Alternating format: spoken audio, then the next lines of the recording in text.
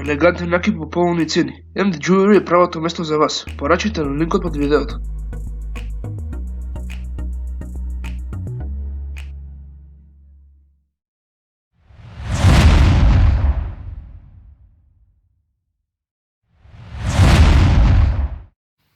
Здраво сите, добровате во вториот дел од серијалот каде што зборуваме за убиствата на Тупак и Биги.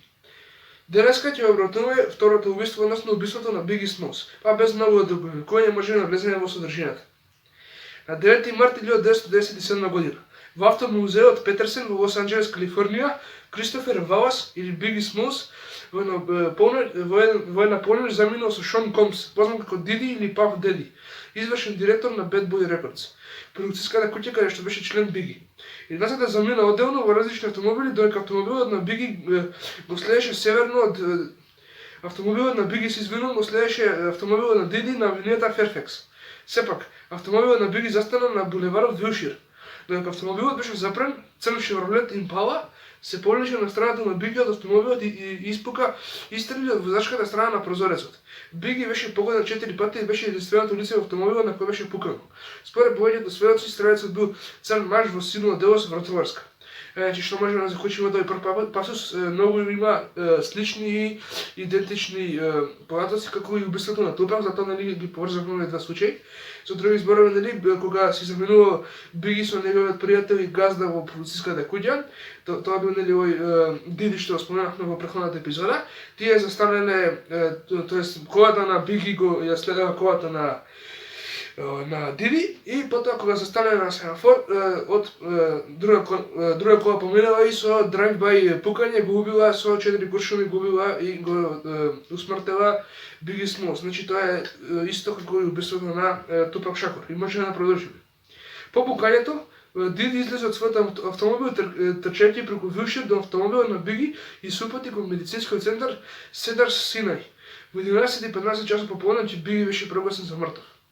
Слично на случајот на Тупак, полицијата во Лос Анџелес беше критикувана за лоша работа, а поранешниот поручник на LAPD Серхио Роблето рече дека, цитирам, LAPD беа таму првата вечер, но тие ги немаше следното утро и не дојде да се врата на случајот додека не помине цел месец. За 30 години никој што сум го видел тоа. Случај на убиство во кој учествуваше голема славна личност, која не беше веднаш преземена од одделот за убиствата. Че така го дискутиравме ова повеќе пати во Скеп дека LAPD, односно полицијата, локалната полиција на Лос Анџелес не прави све за да ги реши нивните случаи, односно се однесуваат, како да речам, не професионално се однесуваат и не ги сваќаат нивните случаи сериозно, а некаде предвидовме дури дека има корупција, како што ќе видиме и во овој случај. Стивен Кац, главниот истражител, направил многу погрешни чекори во постапувањето со случајот, вклучително и заборавил да предаде над 200 документи кои се однесуваат на случајот. Овие документи подразбираа дека друг службеник на LAPD бил умешан во убиството на Биги. Во 2002 година, во Лета Валас, мајката на Биги Смолс поднесе тужба на смртта на Биги, што предизвика дополнителна истрага. За жал, бидејќи претходните документи не беа достапни за судот, судијата прогласи судски процес со што убиството на Биги беше неубедливо. Во 2007 година тужбата беше поништена, тврдејќи дека LAPD била вклучена во прикривање, но била отфрлена. Во 2011 година случајот беше повторно отворен кога беа објавени досијата на FBI за убиството на Биги, откривајќи врски во убиството на Биги со службеник на LAPD. Сепак никогаш не беа уапсени во врска со убиството. Значи ја гледам што се прави тука, значи тие документи пишуваа дека можеби некој член на LAPD бил вклучен во убиството и самите LAPD нели си го заташкале случајот, ги уништиле тие документи, нели, но сепак подоцна на суд се направи некој случај за да се обвини LAPD за убиството на Биги, но сепак како што пише овде, нели, таа тужба била отфрлена, во случајот на судот не се кажало дека некој од LAPD е убиецот на Биги и никој не бил потоа уопсен за убиството. Тоа беше мислам дека све од овој случај може да влеземе во теориите. Мојата прва теорија е дека Шуг Најт, извршниот директор на Death Row Records, заедно со представниците на LAPD, го убил Биги Смолс. Оваа теорија беше представена од Расел Пул, поранешен детектив на LAPD. Може мотив за убиството се верува дека е смртта на Тупак, за која некој се сомнева дека е оркестрирана од Биги. Значи ево дека имаме еден триаголник, Биги се смета дека губил Тупак и сега заради тоа убиство овој Шуг Најт, нели како што го споменавме во најната епизода, има мотив за да го убие Биги. Значи затоа се овие два случаи многу поврзани и затоа нели го правиме што го правиме. Пул откри во поранешен случај дека полицајците на LAPD биле наплатени од список на Death Row Records служејќи како чувари. Девид Мек, тогашен офицер, бил таму вечерта на забавата и поседувал црна Chevrolet Impala, слична на онаа во пукањето. Мек исто така бил поврзан со наводниот убиец Амир Мухамед. Мухамед би се поклопил со описот на стрелецот Пул, Пул верува дека Шун Мед го ангажирал Мухамед да го убие Биги. Пул исто така верува дека бидејќи Мек бил вмешан, LAPD се вклучија во прикривање на убиството.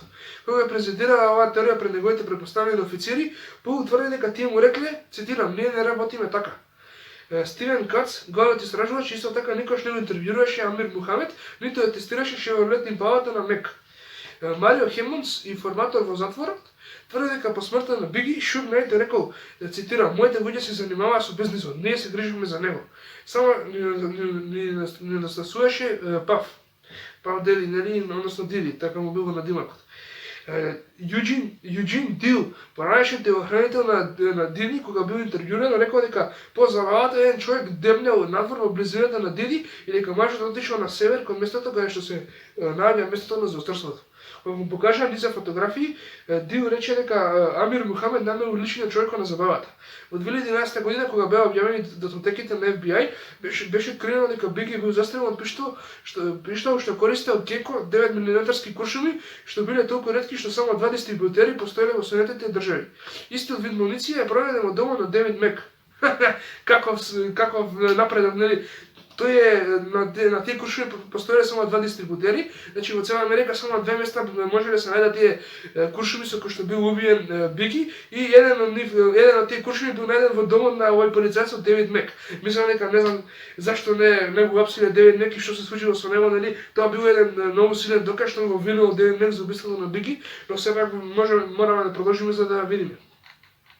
Како и секогаш постојат луди теории на интернетот кои скоро и да нема никаков легитимитет. Некој шпекулира дека FBI ги уби Биги и Тупак со цел да стави крај на рибарството меѓу источниот и западниот брег. Значи тоа е толку познатото рибарство меѓу East Coast и West Coast, што се вика, нели, западниот и источниот брег во рапот. Нели Биги и Тупак беа представници на двата брега што споменав и се вели дека FBI за некоја причина, нели, ги убиле Биги и Тупак за да стават на тоа рибарство. Ова ми е усмирително затоа што не верувам дека FBI би отишле до таму. Некои други луѓе инсистираат дека Биги Смолс се уште жив и живее надвор од САД. Значи, нели, го согледавме во случајот на Тупак Шакур, нели, имаше теорија, поготоа на интернетот, таа теорија многу застапена и многу се зборува на интернетот дека Биги тоа се зборува дека Тупак, нели, живеел во Куба и до ден денеска жив. Сега овде во овој случај зборуваме дека и Биги ја ложирал смртта или некако се случило, па тој се останал жив и сега живее надвор од САД. За ова не може да најдеме некои информации што многу ќе подкрепа тоа теорија, останува тоа некако што само интернет спекулација дека Биги Смолс се сепак жив и живее надвор од САД. Уште една теорија е дека Диди губи Биги Смолс. Може да биде тоа што Диди би заработил повеќе пари од музиката на Биги, доколку Биги умрел. Биги исто така очигледно планирал да ја напушти Bad Boy Records, чиј извршен директор беше Диди. Така, значи, ова Диди, нели, го умрел во случајот на Тупак, таму беше, нели, он беше обвинет и во тој случај, сега и тука го имаме Диди во овој случај, нели, тој беше Диди беше главниот на продуцерската куќа каде што беше Диди член. Биги, што беше член, се извинувам, и Биги рекол дека може би си оди од Bad Boy Records и тоа финансиски би доживел тогаш овој Диди голема загуба ако таков пејач и рапер како Биги си отиде од неговата продуцерска куќа и тоа би можело да биде мотив за да губи и плюс, нели, од кога ќе умрел Биги се вели тука дека би заработил Диди големи пари по смртта на Биги.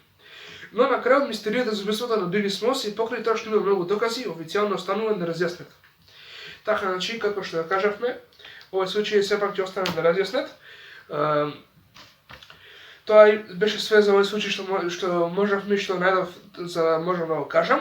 Сепак убиството на овие двајца познати и големи рапери во САД ќе остане неразјаснета, што се однесува за овој сам случај. За моето мислење мислам дека првата теорија, како што кажав, има највеќе податоци, но сепак и јас лично мислам дека таа теорија е тоа што се случило со Биги Смолс, дека тој бил убиен од Шуг Најт. Како што кажав, има многу мотиви. Исто така тој човекот од Елипидин имал тој куршумор со кој што бил погоден Биги бил најден кај него дома, а за тој куршум кажаме дека бил многу редок, само 2 дистрибутери во САД ги имале тие куршуми. Исто така и сомнителноста на полицијата на Лос Анџелес никош не може да се отврди, како што кажаме во многу случаи на Арискет, тие се многу сомнителни, а има и многу податоци дека тие се корумпирани. И во таа теорија се велеше дека овој Шуг Најт платил некој полицајци од LAPD да го убијат и потоа да го заташкаат случајот.